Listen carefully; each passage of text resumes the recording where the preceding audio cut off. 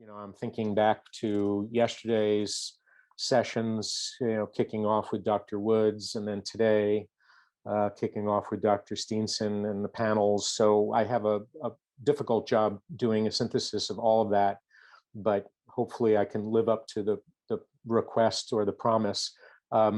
Look, you've created this high impact discussion and with a lot of sense of urgency. And a lot of the discussions that I've heard, and I've tried to be in most of these sessions, have been looking at these multiple challenges that we're facing as designers and city builders and city makers: the inclusion and equity challenge, the infrastructure debate, not just the money for infrastructure, but the what good is it and who benefits debate, the climate challenge, like we just had this discussion with Kate and with Siggy and with Kelly and with Paula. So I think about these dynamic tensions that you guys have put the spotlight on, all of us together, right? So the physical and the virtual in tension with each other, the hard infrastructure and the human factor, the human infrastructure in tension with each other, the private sector and public sector, and they're competing and sometimes conflicting, but hopefully collaborative tensions with each other, the data and the design science, and then of course the systems and people. And in the last panel, it was a lot about the short term and the long term and how to get humans to be able to deal with that dynamic tension. And I think the one big takeaway, the first big takeaway I would put the spotlight on from the sessions today and yesterday is that we're doing a pretty good job at understanding what the dimensions of those challenges are. We know how big they are. We know how complex they are. We may not know all the elements or the features of those complexities, but we have a pretty good sense that if we don't do a good job of marrying the digital and the physical, we won't be able to address the basics, right? Better and more affordable housing that's more secure and resilient, cleaner mobility that's more accessible, affordable and clean energy to energize our buildings and our transport systems. So these kinds of marrying digital to physical enables breakthroughs to occur is one of the takeaways that I come out of these 2 days with. And I think it's for all of us kind of a guiding principle that whenever we're looking at the physical challenge, we have to think about the human factor, because we are, as Kate said in the last panel, having to be people-centric, and all of this has to be human-centered. But we have to look at what the digital opportunities are, and not just in the ways that we use data. So what I took away from these discussions, and I have pages and pages of notes, is that we can power all of our work on design and the evolution of buildings and built systems and places. We can power it with our values, and that the values that we have articulated in all of these discussions, the 2 big keynotes and the 6 panels, are, let's do that list, right? The sustainability and the ecological imperative, that nature-based, as Kate called it, nature-based approach, the centrality of the inclusion, equity, justice agenda, that those who've been marginalized and left out of these debates about the physical environment and the built environment have to now be put right at the heart of it. And that will produce the prosperity that's more just, and that will allow people to prosper, and not just economies to prosper.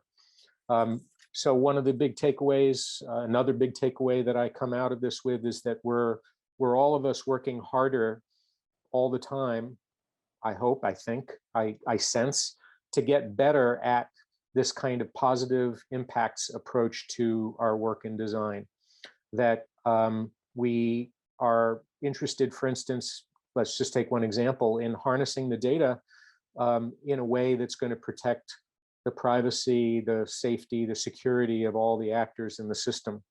Because sometimes we forget that The data has to not just be in the service of benefits for people, and that should not be a narrowly defined category of people, but all people in that system, but that the data also has to be secure and private and protected, and that we're getting better at innovating in ways that are powered not just by the algorithms and the technology innovations that the algorithms enable, but by a way of thinking, which one of our panelists yesterday called algorithmic thinking, and that we can think about the data and what the data can enable in the way of advances along our values path, with some real creativity, but also hard-nosed math. So my big conclusions, if I had to kind of wrap this together and try to be the closing synthesizer, and not a very good one at that, is that we can and must go big, that we have to aim really high, that we can and must go bold, that this just can't be, normal kinds of approaches, that we have to really break out and go bold, and that we have to go together.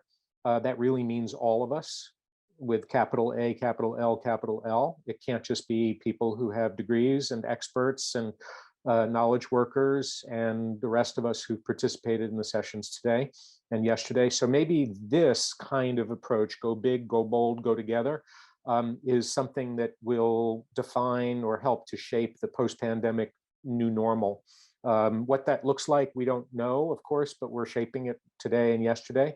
Hopefully we've all left with a little clearer sense of what some of the options are and some of the tools that are available. It's amazing to me when I think of who's been saying and describing the innovations, the innovators who are standing up these innovations that have participated today and yesterday. It's really amazing to me how much we have to work with, how much creativity, how much innovation, how much of the tools that are available can enable us as we do our work. And I think that that's testimony to you, Gilad, for putting together something that's really sharp. Sometimes, you work with something really sharp and your finger gets pricked, but you learn the lesson. And learning was a big theme throughout the 2 days. So I take it that all of us are interested in more learning. So now you have the job of creating the next fast forward for all of us, because you raised the bar very high.